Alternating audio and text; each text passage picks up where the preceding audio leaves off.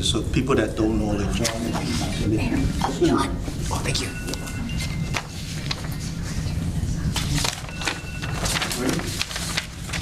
All right.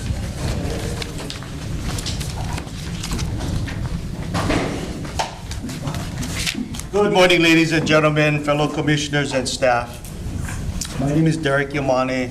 I am the chair of today's meeting. The commission may move into executive session to consider and evaluate personal information relating to individuals applying for licensure in accordance with Section 92-5A1 Hawaii Revised Statutes, and/or to consult with the commission's attorney on questions and issues pertaining to the commission's powers, duties, privileges, immunities, and liabilities in accordance with Section 92-5A4 Hawaii Revised Statutes. As usual, it's so nice to see all the smiling faces around, but just so we can make it official, I do need to call and take roll. So I'm going to start off with Commissioner Abe.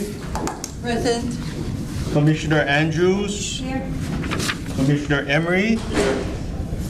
Commissioner Kiono is excused for today. Commissioner Acosta. Here.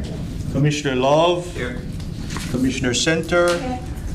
And I am here. Time now is 9:10. We have quorum. The public was noticed, and I call this meeting to order. Starting off with my report, I just want to say thank you, folks. Half the year is almost over, but we're doing a wonderful job. You folks are doing an outstanding job for the state, so I just wanted to thank you folks for your service, and let's keep it up to the rest of the year. Other than that, short one, I'm not supposed to talk too much, so anyway, moving on. Number 3, Executive Officers Report. I wanted to make an introduction of our new condo specialist. She's in the back there, Rochelle Rocky. She just joined us last week, so. And then we have the minutes of the previous meeting as well as exec for approval. If it looks fine, we'll take a motion. Move to approve meeting and executive as stated. Second. Been moved by Commissioner Acosta, seconded by Commissioner Abe to approve the minutes as circulated. Commissioners, all those in favor say aye. Aye. Any opposed? Any abstentions? Not seeing or hearing any, motion passes. Thank you very much. Moving right along to item 4, committees and program of work. We have 4A, Laws and Rules Review Committee. 4A1, Program of Work and Budget for fiscal year 26 and 27. I'm going to ask Leo to just talk about all 3 of the programs of work. So what you have is our regular work product. That's what we do on a day-to-day basis. It is for a 2-year period. We used to publish it annually, but because the programs have mostly been a carryover program that just covers our day-to-day work, we decided several years back to go with this 2-year period. So the only updates are really the shuffling of commission members to committees as Commissioner Ginoza left. We transitioned over some, according to Chair Yamane, what we felt was going to be good for the commission. So basically the work is, all that we do is within these 3 different programs.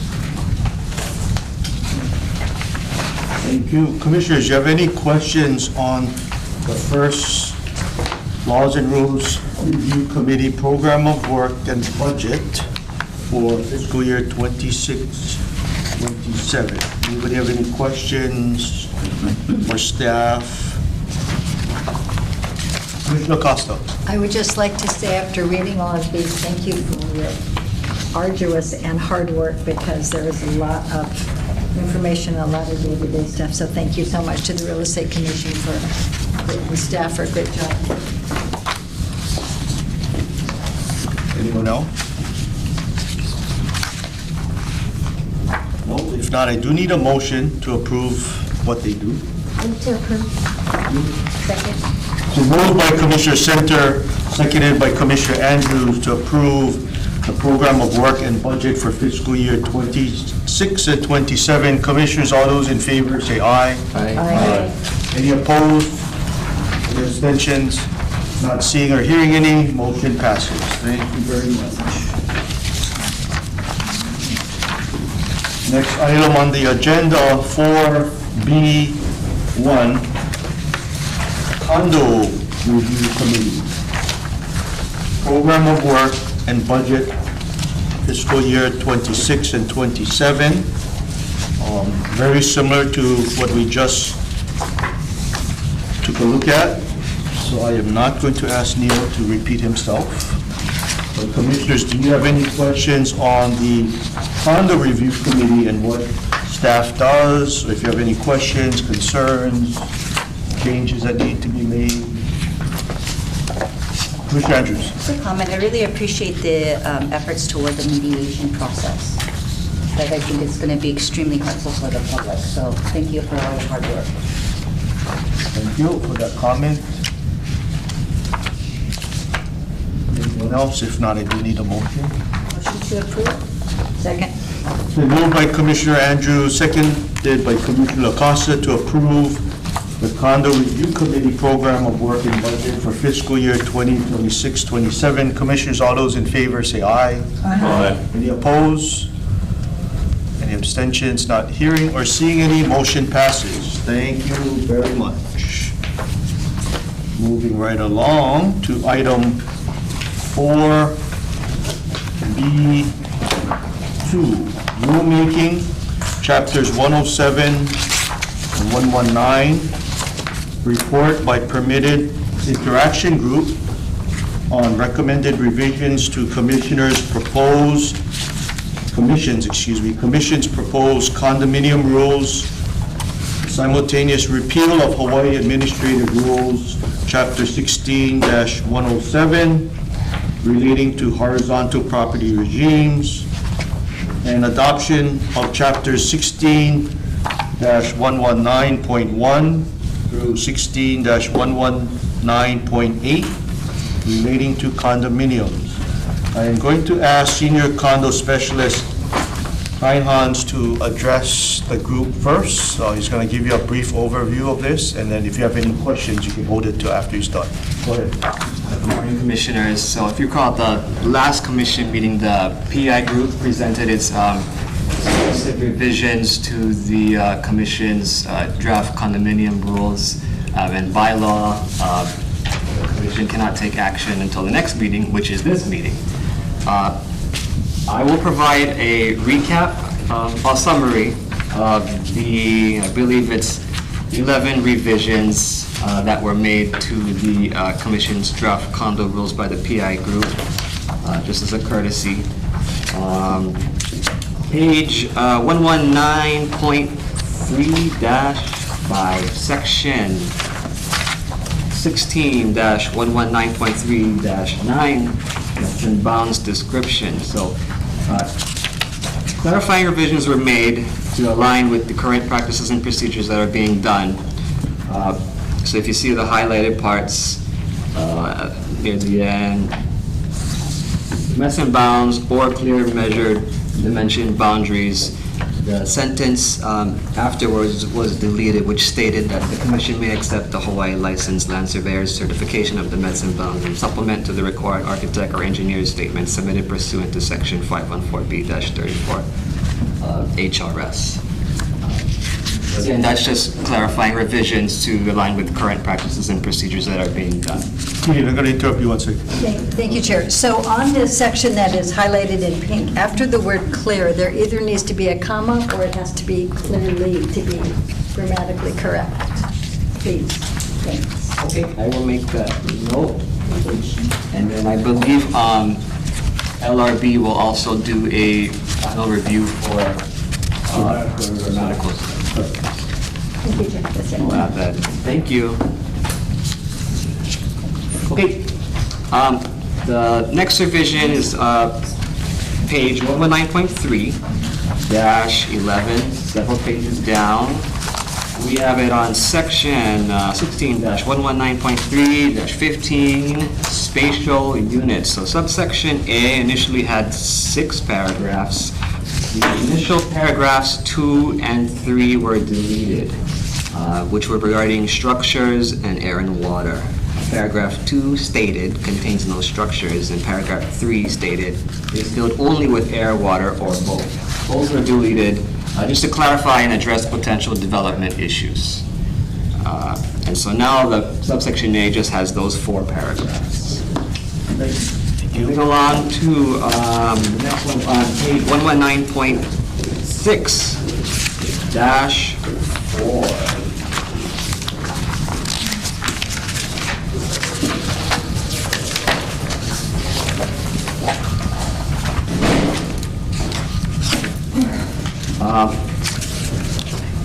Section or definition 16-119.6-3, the definition of cash flow plan and the definition of contingency reserves. This is a simple change, just to change instances of 20 years to 30 years because the statute was updated.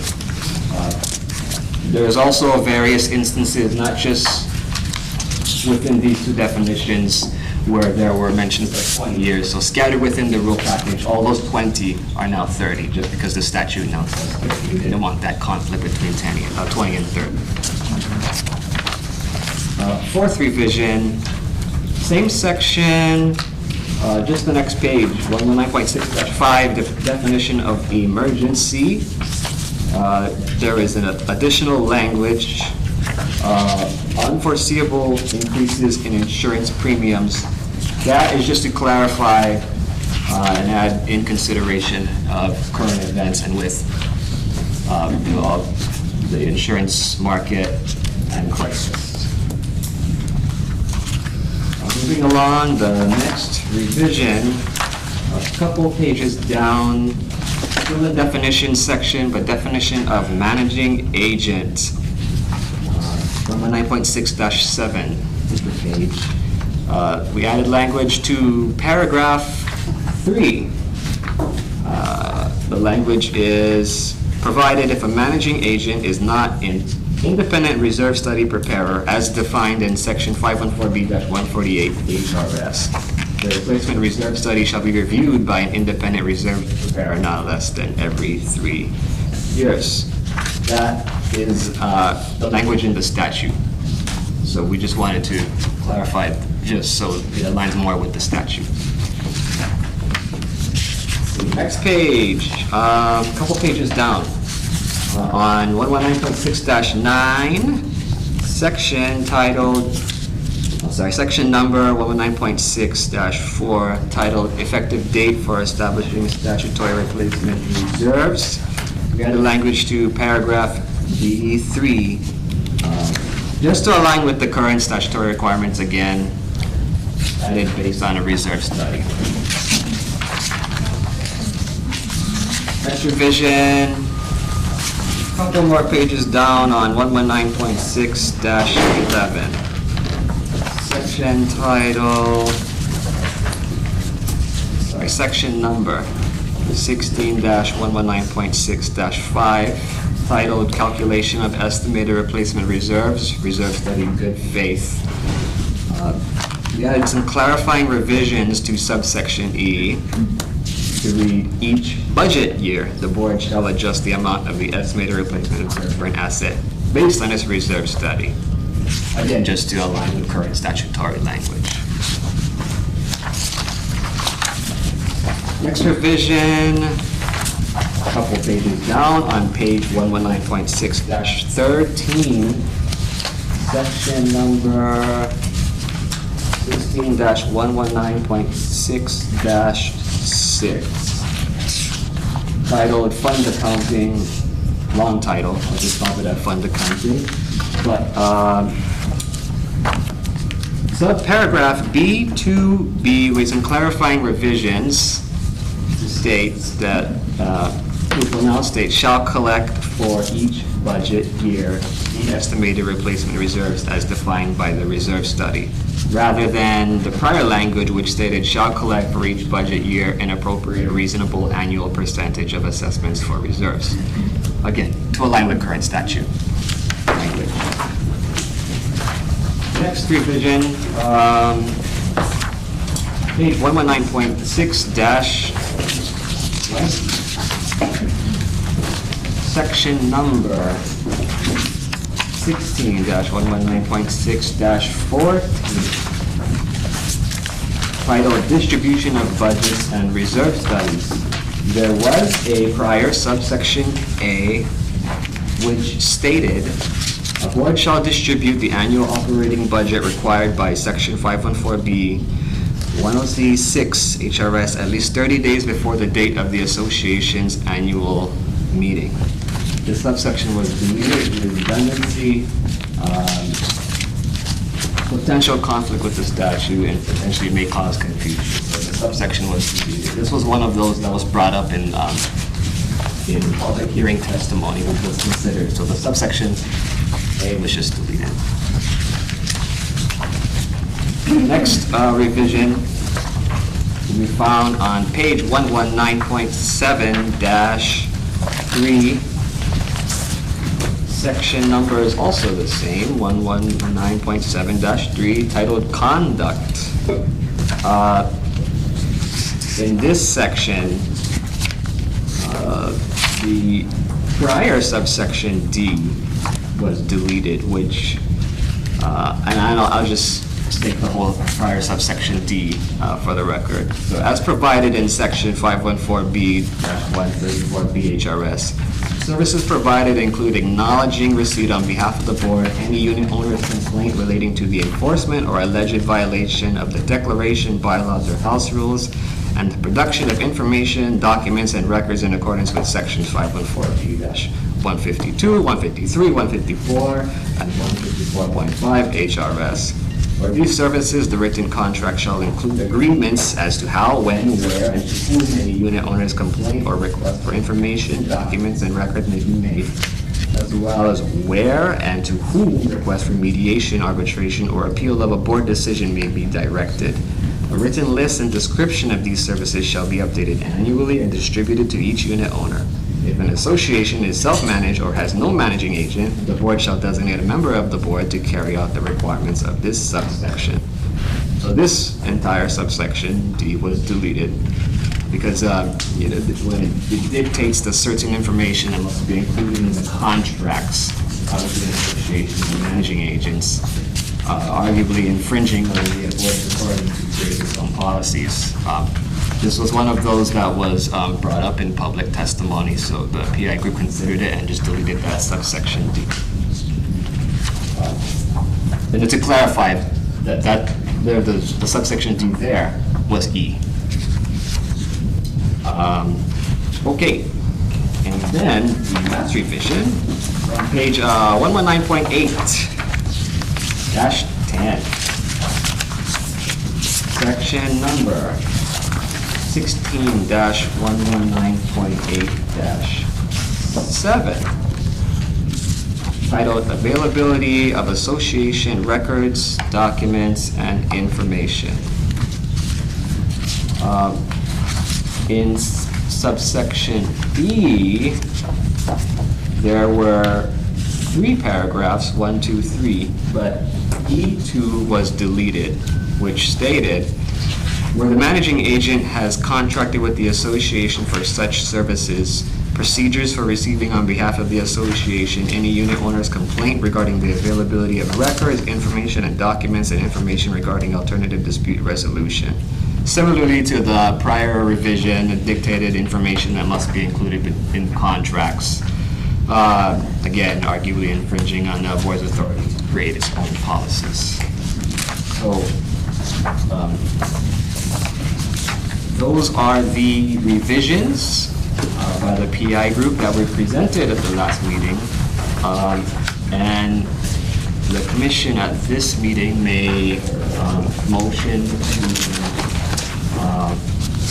I guess the motion would be to, if there's an agreement of the revisions and this new draft, to move forward with the simultaneous repeal of Hawaii Administrative Rules, Chapter 16-107 relating to horizontal property regimes, and adoption of Chapters 16-119.1 through 16-119.8 relating to condominiums that include the PI group's recommended revisions. In a way, it would kind of be a draft two. That being said, I believe the inquiry should also be directed to the Commission's AG as to if the Commission were to move forward with these amendments, whether or not the amendments are substantive enough to warrant whether like another public hearing is required, or if we should restart it as prior part of the rulemaking process, or if the rules are okay to move forward to the next step, which I believe would be to the Small Business Regulatory Review Board. But I guess before that, I'm available for any questions regarding the rule package. Commissioners, any questions for Peter? There's a lot of information we covered. Thank you for all your hard work on this. It's been a long process, but I think we're getting close to the finish line. Yes, and thank you for your work on as a PI group. Thank you to the PI group as well. Yes, for all those of you who's on the group, thank you. And you folks worked really hard on this, so thank you very much. I want to thank the members of the PIG group for allowing me to monitor your folks' expertise.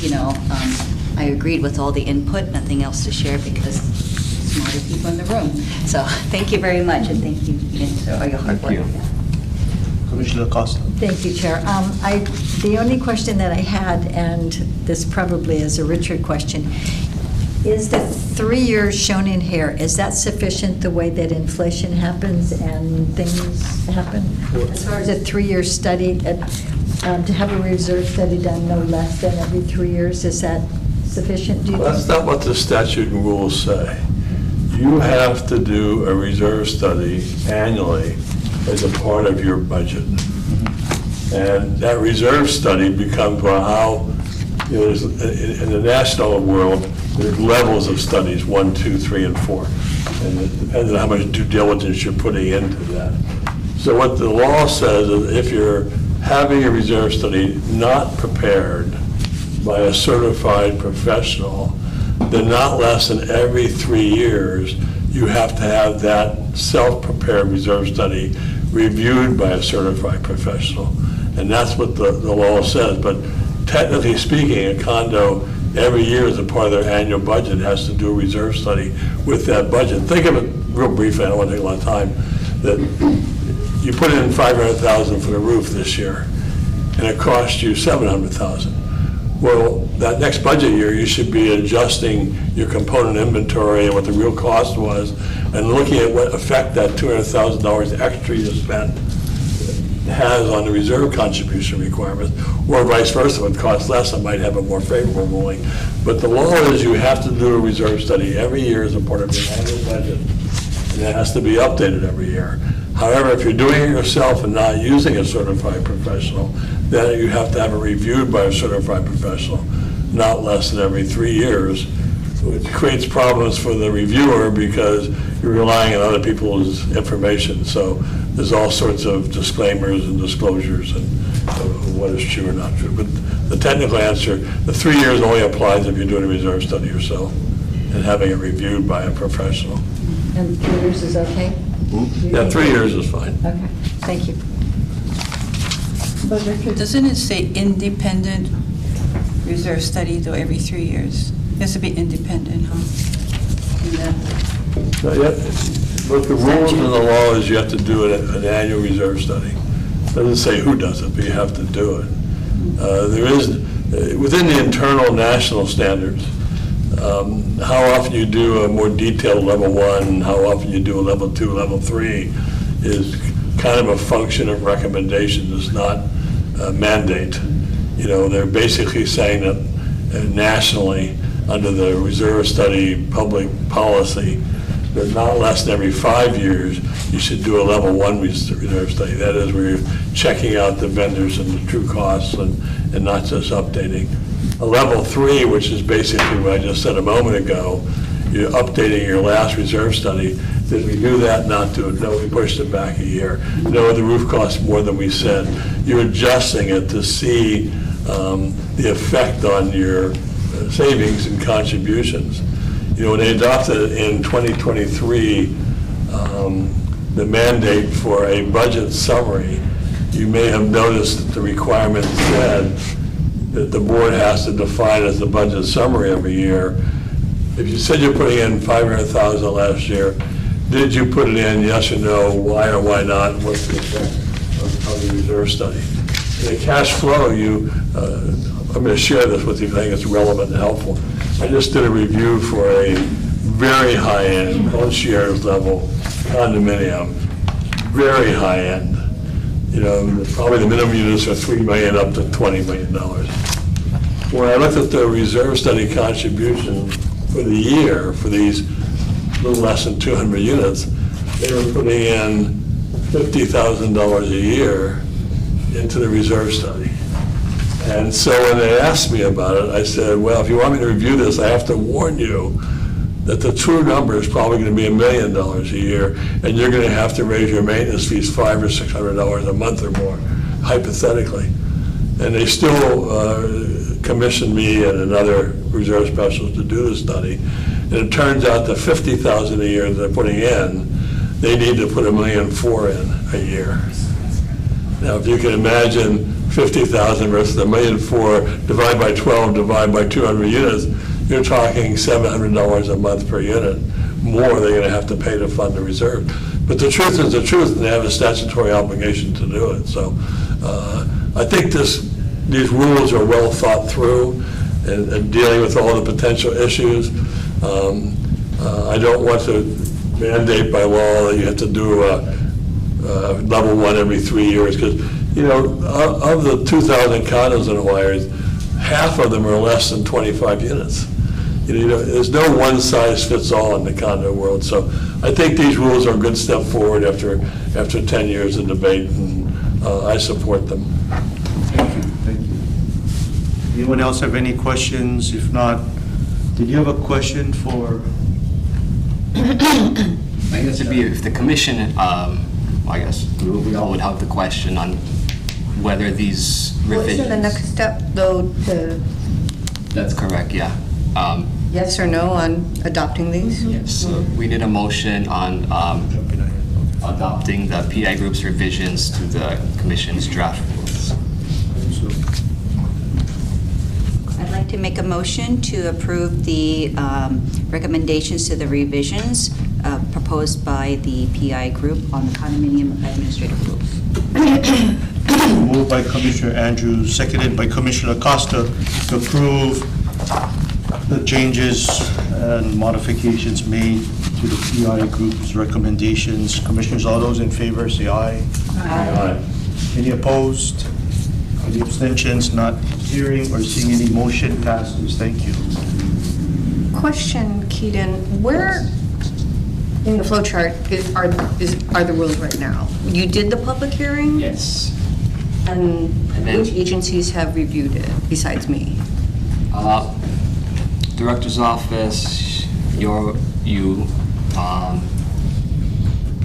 LRB,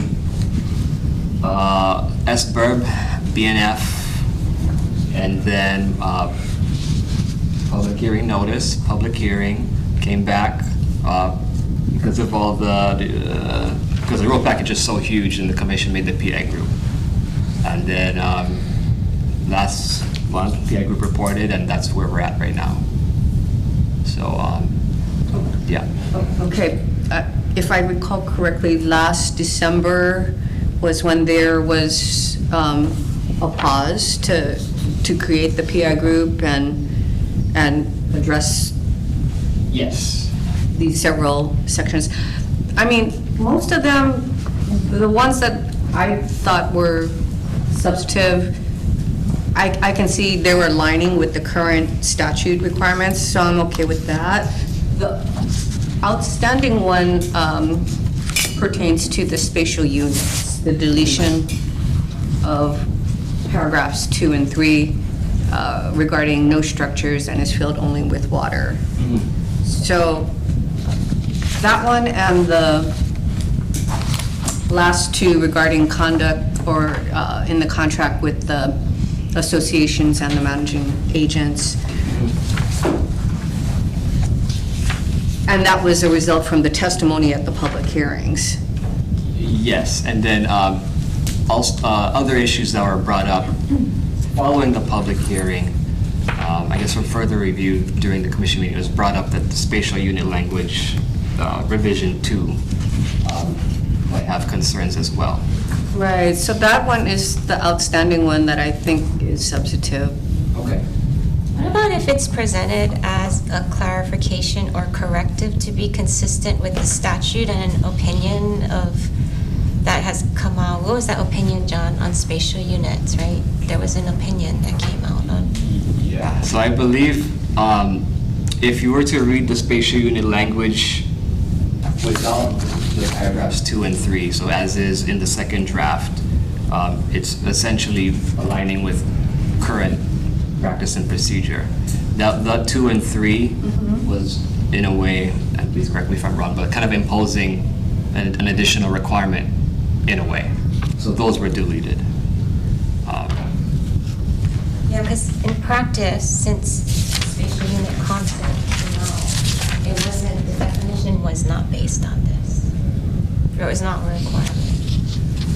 Say that one more time? Is that accurate? Yeah, because I think that's something that came from internal, and it's not in the statute. It's not in the So it's statute. adding something. And there was an an opinion. You guys voted on that twice. There was an opinion on, who was the opinion done? It was from the REC, right? Yeah. On informed an opinion on the spatial unit definition, and it didn't include this in it. So it's just to be consistent with what has been the past practice for years, as well as clarification of the statute, because the statute does not contradict this, and an opinion that was given out previously by the commission. I think that goes back to like Cynthia time, if I recall. That's right, that's right. And so the HRS does not include paragraphs 2 and 3.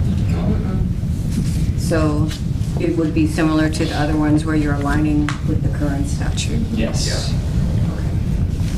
I think that's how I see it. Okay. Okay. Right, John? Do you Yeah, agree? I agree, yes. I think it would be adding something, right, that was not in the statute. So those were So deleted. removal is, Would be consistent, is what we were saying. It would clarifying that, yeah. May I say that Chair Love and Chair Center had made great points during the PI conversations that I read with the effect of spatial units, because that was interesting to me. So thank you. Yeah.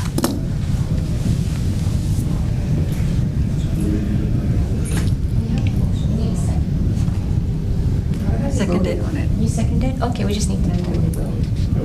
Oh, we did vote? Yeah. Okay, how? So that's it, we don't need to.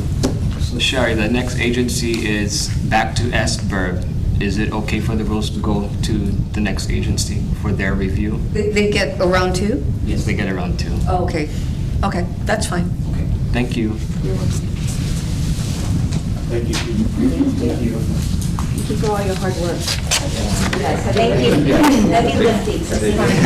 Come on. I only killed one tree this time. So moving on to Brought my tree with 4B, 3A. Convening seminars and symposium, CAI Hawaii Seminar, Association funding, Where's the Money, May 29, 2025 report. And I'm having Specialist Choi brief.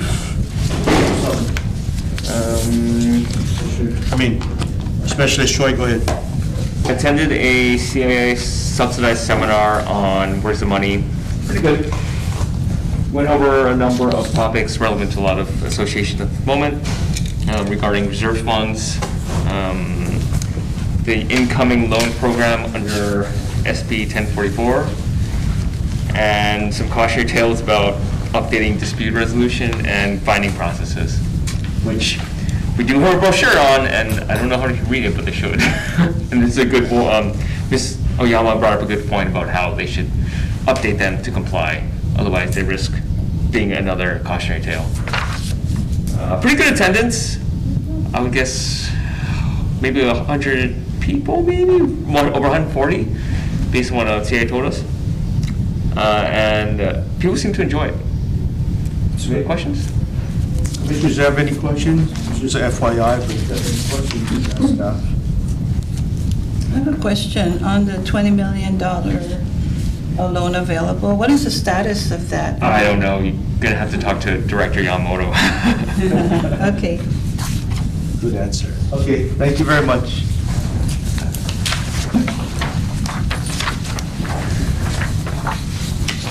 Next item on the agenda, 4B, 3B, I'm going to ask Specialist Guinans to come back up and just give us another quick update, and this one before we go. Morning again. The commission maintains contracts with the vendor. The last vendor for the contract, which was executed in 2022, was CAI Hawaii. The purpose of the contract is for the vendor to deliver and administer educational seminars throughout the fiscal year. The commission for these contracts have the authority to extend it by 2 fiscal years. So 2022, the commission approved, extended in 23, extended in 24, and now we're here in 2025 for the new contract ending on June 30, 2026. Same terms, 7 educational seminars. On the offer, we received one sole bid from CAI Hawaii. They attached the documents to the documents they provided are in this packet, and we request the motion for your approval to agree to this contract. Yes, Commissioner Acosta. Any questions first? I have a question. Go ahead, Commissioner. On the seminar list for 2025, what is there something about reserve studies or to assist agents and property managers and so they can better advise clients? I don't see anything on that. That's a really important topic, is very relevant at this point for many condominium associations. You can inquire. I can also request. Yeah, I just wanted to. Sorry, it was reserves and? Like more seminar classes or information or speakers on reserve studies and independent reserve studies, understanding it and how to communicate that with your clients, usually their buyers, or it could be associations too. Okay, thank you. May I ask, on that note, the CAI seminar that was just done in May, that went over budget and reserves? Partially. Not entirely. Thank you. Any other commissioners have any questions? I just have a comment, please. If you all have not attended these I go by Zoom because I was there, I don't know about them, but they're so informative, and I've learned so much that I have shared with my clients, and they're very appreciative. And I also send the Zoom link to my clients so that they can jump on and watch if they want to too, because it is open. So I think it's a great organization, and So it's money well worth spending. I think so, yeah. So if I can have a motion. Move to approve the contract as stated. Second. It's been moved by Commissioner Acosta, seconded by Commissioner Andrews to approve this contract for CAI. Commissioners, all those in favor say aye. Aye. Any opposed? I'm going to abstain only because I'm a member of CAI. One abstention, Commissioner Emery. Motion passes. Thank you very much. Thank you.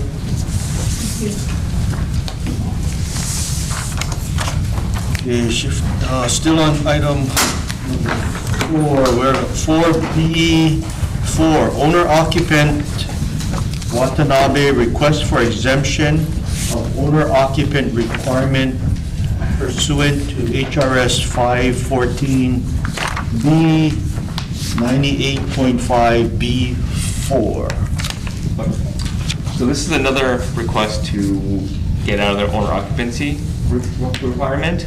Normally, we do take care of most of these in-house through delegation. However, there is no precedent for a request to be exempted for tax reasons. That's why we're bringing this to the commission, as we have no precedent to fall back on. The requesters mailed us a letter, but they did not send us the form despite being requested twice. But the only exemption they'll fall under is 98.5B4. They signed their unit or affidavit in January 30th, 2023, and their building is expected to be completed in 2026. It appears that they are requesting exemption based on Section 1031, which is like-kind exchanges, where I'm sure you will host it, but real quick cover that where they tend to defer taxable recognition on investment property or business property by trading it for another one, and then under that time period where they will basically like-kind exchange and not have to not to pay taxes. We've never had anyone try to do this before. They did not provide a reason why they cannot live there. The only reason justification was a 1031 exchange. But as noted in FS tax code, that they again cannot use this for private residence. Hence, they're requesting a exemption so they can compare it to investment property that qualify under 1031. We did send notice to a courtesy notice to appear, but they did not take that opportunity. Thank you very much. Commissioners, any questions for Special Commissioner LaCosta? Thank you. So the form that you requested twice that you did not get? Yes. We have the form for simplicity and ease of use, but we do not, it is not required that they have to submit on that form. They can submit us a letter, they did, but we do want them to use it to make it very clear which they're applying for. But in this case, the other three, which would be change of marital status or family status, medical, or unforeseen job transfer, don't apply. So this is the last one, which is typically where we see the unusual ones come in. Yes, Senator. If I recall correctly, and I may not be recalling correctly, but we had a request for waiver of the owner occupancy requirement for a financial hardship situation. I feel like I remember that, and we denied it. Yes. So this isn't close to financial hardship. This is for financial planning or tax strategy planning. So I just wanted to put that out there to the commissioners, that we previously denied one for financial hardship, and this, to me, seems more like a planning issue for the owners than anything else. Yeah, I agree. It seems like the affidavit is pretty clear. It's for owner occupancy for this particular development, so they probably have a requirement for that. And in a 1031 exchange, it wouldn't apply to owner occupancy because it'd be investment property or business income property. So the owner occupancy does not relate to that at all. So, but it seems like they're just trying to do save on capital gains tax or something like that. So it seems like that's their personal needs that they want, so they would have to seek their own professional help on that. That's my opinion. I think they entered into a contract and they made certain agreements, and I don't think it's our job to assist in their tax planning or It's a personal- changes they want to do. It's a tax personal planning, matter. So I'm not inclined to support this. Plus, it'll set precedents that I would not agree with. Yeah. It's like, anything could qualify. Yeah, then, Yeah, no, I think it's clear. It's just staff wants us to make a non-binding interpretation so that in the future, when they get something similar to this, it doesn't even have to come in front of you and take up your valuable time, because answer is clear, but we haven't had one like this, so they just want clarification, because staff can make these determinations in the future once we.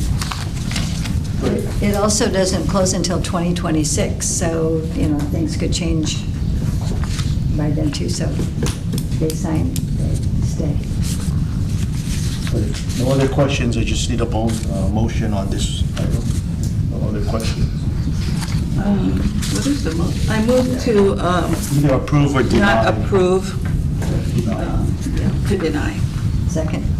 Been moved by Commissioner Abe, seconded by Commissioner Costa to deny this individual's request to change from owner occupant to, sorry, Chair Yamane, the exemption. Chair Yamane, is the request for a non-binding Yeah. opinion? Not.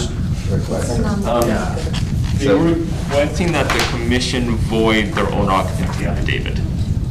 It said for, Well, right, but you're requesting that the commission give a non-binding opinion, or are we just denying the request?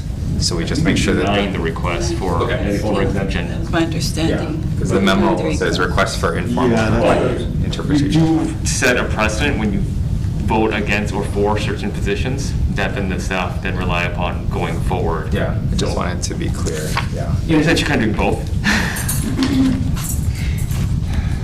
I have a question.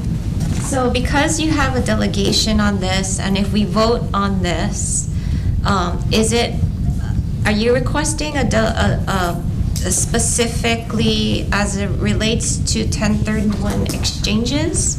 Or are you requesting for tax planning or financial strategic planning requests? Because this is going to be a delegation once we determine this, right? I believe that's actually up to the commission whether or not you want to rule in just 1031 or tax planning in general. This one is, in fact, just on 1031, when nothing is preventing the commission necessarily from voting on. Right, Neil? They could. I think it is denying the request because an investment property. Wait. Oh, I'm sorry. Go ahead. Okay. Oh, investment property is not owner occupant, Yep. period. Right. So we'll be denying that request. For me, so I think I don't we think should. that technical, I think we're just denying the request to issue a non-binding opinion on this matter. I don't think it goes. No, beyond they're that. not asking for a non-binding opinion. That was That was Dathan's staff's require, yeah. So you're just looking at the four corners of the facts in this situation, which is the 1031. Okay, so And non-residential. So And we're so, denying the request for an exemption to the owner occupancy Yes. request under contract. That was my question. That's the motion. and correct. that will be the precedent of today's vote, and it will be limited to the facts of this situation. okay. And you're not Okay, that's- making a broad interpretation, informal, non-binding, or anything. Okay. So the motion was what Commissioner Emery said, which was brought up by Commissioner Costa and seconded by Commissioner Abe? No, what was the second way? Well, I don't know. I did the motion. Audrey and Okay, Commissioner Abe did the Deny motion. the request. Commissioner Costa seconded, and we're gonna vote on it. So Yeah. commissioners, all those in favor, say aye. Aye. Any opposed? Any abstentions? Not seeing or hearing any, motion passes. Thank you very much.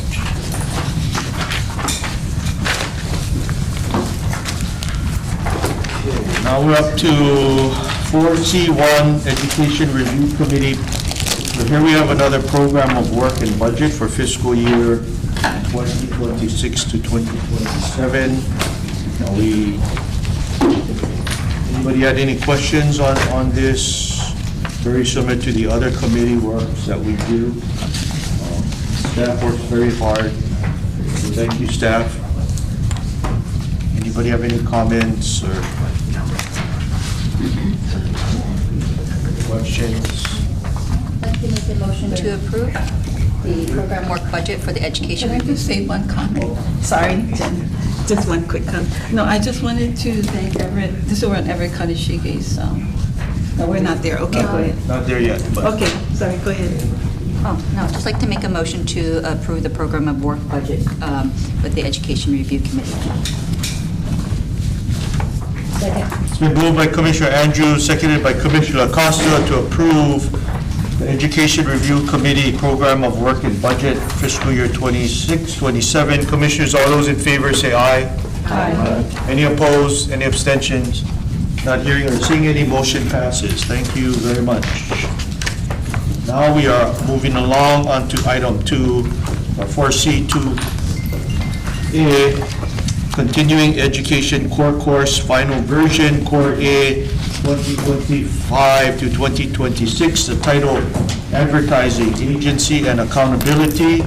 It's your Kuleana, Everett Kaneshige developer, who is here to address you. If you have any questions for Mr. Kaneshige. Commissioner Acosta. Thank you, Chair. Good morning, Everett. Thank you for showing up. Last time I specifically asked for examples. There's verbiage, but there aren't signs saying this, yes, this, no. Business cards, this, yes, this, no.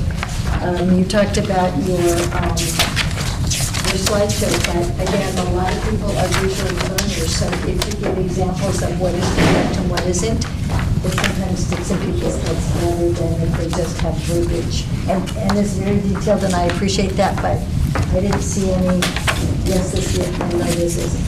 So, Commissioner Cox, so I want to be sure, because we still have time to make some changes. Sort of like, this is okay and this is not okay, is what you're looking yeah, for? I think that will help a lot of people. Can we do that? Because most instructors teach from the slides, as opposed to teaching from the manual. Right. Can we restructure the slide, maybe tweak the slides a little bit to do it that way? Please do. Yeah, okay, yeah. And again, the visual learning will, because I still see signs that are, business cards that are wrong every day, which makes me crazy, so. Yeah, we need some major education and advertising. Thank you so much, Everett. You're welcome. Commissioner Andrews. Yes, I'd like to just echo Chair Lacosta's comments, because there's very relaxed oversight from brokerages on advertising. We're still having issues with Teams and how those are being advertised to the public. A lot of times they're not putting in the requirements, and there's even confusions within the different counties on their board as what's being required. So I think these visuals are very important, because then every county, every board has an understanding of what is required for advertising. Yeah, because right now it seems to be that they're just picking and choosing like what they want to scrutinize within their agency. So the visuals, I think, are extremely important. Thank you. Welcome. No, thank you. I think it's a good class. Like I was telling staff earlier, when I came on board 6 years ago, I know it was an issue that they wanted addressed, but it took that long for us to finally get the course, but I think he covered just about everything that needs to. So thank you very much, and appreciate your help and your guidance. So thank you, Mr. Kaneshige. You're very welcome. Any? Thank you. I think Commissioner Abe had a Oh, comment. yeah, no, I just wanted to thank Everett Kadishige. He really leads this committee, and I just don't know really what we'd do without him. He's so knowledgeable, and he really welcomes everybody's input, and I think that's really important. We come from all different walks of experience, and yet he incorporates it into this class and makes it so meaningful, and I really appreciate that. Thank you. Thank you, Commissioner. And I do again want to just compliment not only Commissioner Abe's committee, the ACE committee, but the staff. Because the examples that we have for this course really directly relate back to what the staff sees. And why something is okay and why something may not be okay. So I can't say enough how such a great job that they did, and I will try to make it a little more visual for the folks out there so that they can understand it as well. I'm visual too, so, most agents are visual, so they need to see an example. No, yes. Well, I will say this, as we were developing the class, if you just look through like the Sunday paper and some of the things that are out there, we could pull some Yes. very appropriate perfect. examples, except that we've kind of made a decision not to identify specific people because we really don't want to be the cause of somebody going to filing a RICO complaint because they are, quote, in violation. But you can do examples like, you know, you can put Mickey Mouse's face or something. Yeah. Minnie Mouse then. But anyway, yeah, so that, as we go forward, just so you know, that has come up before, and we try not to just basically take something that's out there and then change the names, because then unfortunately, everybody kind of knows who it is. So we do try and do it from scratch. But in any case, those are great examples. We'll try and come up with something. I think I know where you're coming from, Commissioner Costa and Commissioner Andrews, so we'll try and tweak it. Thank you, staff, because it is a lot of work that I understand you provided Mr. Kaneshige a lot of information which helped him develop. So staff, thank you very much. We couldn't have done it without all of you. So thank you, thank you. But I do need a motion. Anyone else have any questions, concerns? Are we making the motion conditioned upon adding more visual slides?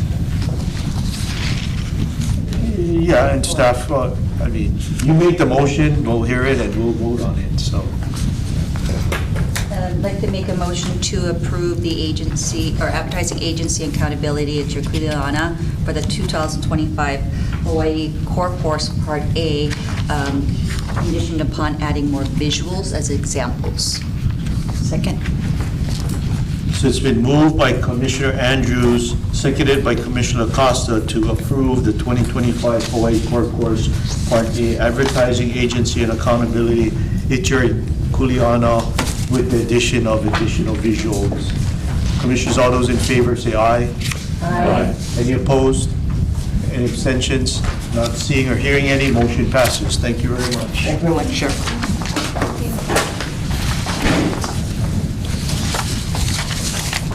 Item 4C, I'm going to group 3A, 3B, and 3C all together again. This is an FYI. This shows you, like I mentioned in past meetings, staff diligently puts together the testing results, how we stack up with the rest of the states, and shows you how we are doing. And if you recall and have been following it, it's been pretty much in line with past months, nothing glaring jumps out. But anybody have any questions for staff on licensing examinations? Okay, thank you very much. Thank you, staff, again, for putting this together and keeping us informed. We appreciate it. Thank you.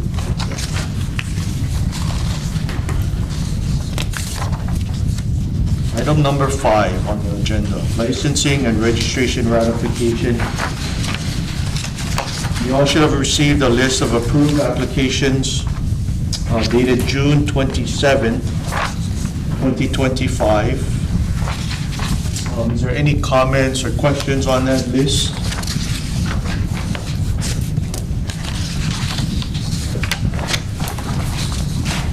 No? If not, I move to approve the applications for real estate commission meeting on June 27, 2025. Can I get a second? Second. It's been moved, seconded by Commissioner Abe to approve the approved applications list dated June 27, 2025. Commissioners, all those in favor, say aye. Aye. Any opposed? Any abstentions? Not hearing or seeing any, motion passes. Thank you. We are now on licensing applications, item number 6. I believe we have one of our applicants in the audience today. Anybody else came since then? No? Okay, we will be discussing the applications in exec session. So, we move to exec session. If I could have a second, please. Second. Been moved and seconded by Commissioner Acosta that we go into exec session to discuss the licensing applications. Commissioners, all those in favor say aye. Aye. Any opposed? No. Motion passes. So, 30 seconds, hold your breath. Smile.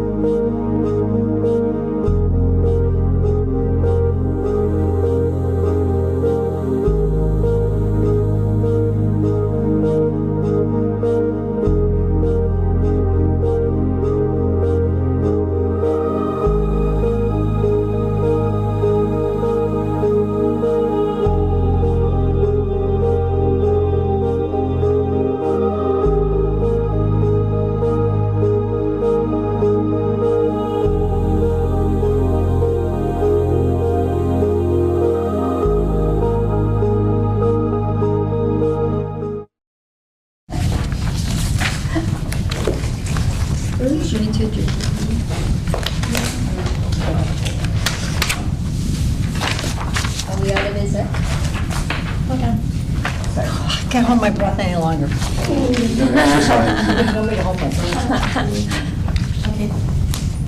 Okay, welcome back, everybody. We are back in regular session of exec session.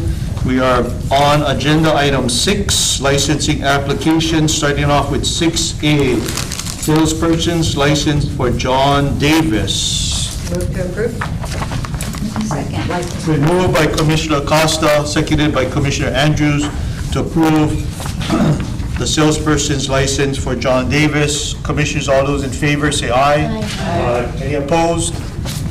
Any abstentions? Not hearing or seeing any, motion passes. Congratulations, Mr. Davis. Item 6B, Portia DeGuerre. This is for a salesperson's license. Commissioners, any questions, concerns? Move to approve the license. Moved by Commissioner Acosta, seconded by Commissioner Andrews to approve the salesperson's license for Portia DeGuerre. Commissioners, all those in favor, say aye. Aye. Any opposed, any abstentions? Not hearing or seeing any, motion passes. 6C, Yosuke Maeda. This is for a broker's license. Any questions, concerns?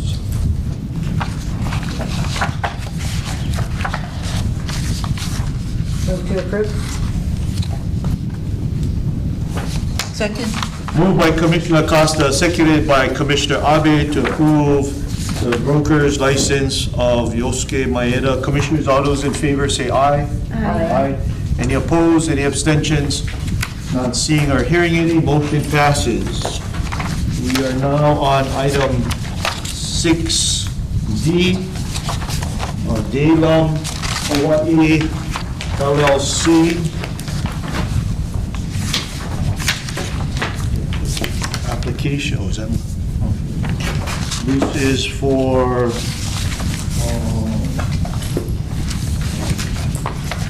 applicant applying for LLC under the name Daylum Hawaii LLC. Commissioners, any questions, concerns? I would just, for the record, state that I've known, I don't know Mr. Willix, but I've known Nancy Cabal for 20 or 30 years in a very casual, non-business environment. But I feel I can vote without any reservation on this matter, but I would say we're casual acquaintances over being in the same industry for 20 years. Thank you for your disclosure, Commissioner Emery. Thank you. So noted. Yes? I'd like to make a motion to approve the LLC license for Daylum Hawaii LLC, conditioned upon Mrs. Cabral transferring her broker's license within 90 days to the LLC. And she must retain her active license during the time that she's with Daylum Hawaii LLC for the time in which the company will retain its name. I don't know if I need to add anything else regarding the, that they have to come back for. And it's conditioned as long as she is active yeah. with Yeah. that brokerage. So, some legal minds can write this up? Yeah. I need a second. I'll second. Been moved by Commissioner Andrews, seconded by Commissioner Acosta to approve Daylum Hawaii LLC with the condition that Nancy Cabral license is transferred in 90 days and remains active. Yeah, and the entity. With the company, excuse me. Yeah, the entity name shall be, may remain as long as she remains with the brokerage as an active licensee. Maybe, I think the. Commissioners, all those in favor say aye. Aye. Any opposed? Any abstentions? Not seeing or hearing any, motion passes. Thank you very much. We do now need to recess into Chapter 91. No motion. just recess. So recessing into chapter 91.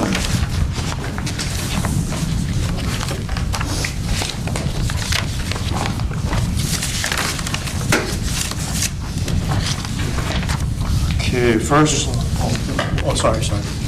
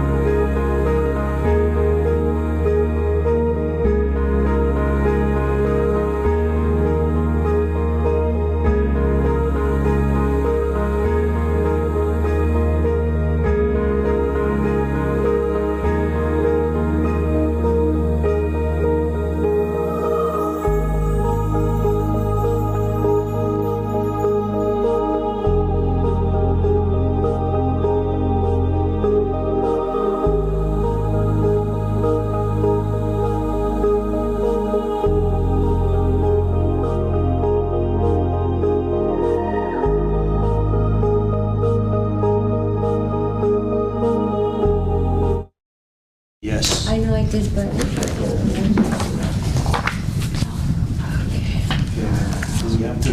I will try to be here. I'm not going to be here. Let me know. Chair Yamane, we reconvene. Okay. Thank you, everybody. We are back in open session. Item agenda number 8. Our next meeting is scheduled for Friday, July 25th, 9 o'clock, same place. Time now is Anyone else have anything else to cover today's agenda? Did I miss anything? Nope. Time now is 11:04. Meeting is adjourned. Happy 4th of July, everyone.